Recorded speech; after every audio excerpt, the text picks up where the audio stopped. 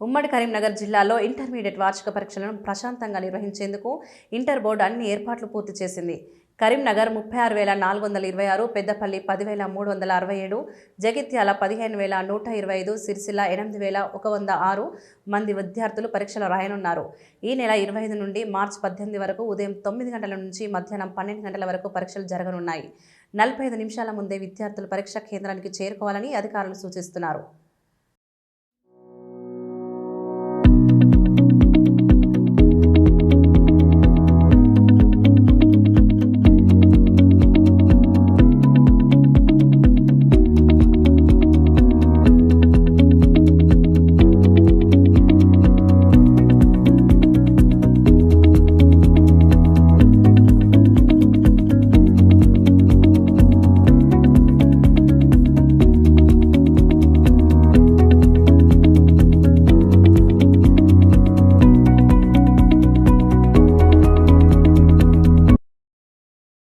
మార్చి 25 నుండి intermediate public పరీక్షలు start అవుతున్నాయి.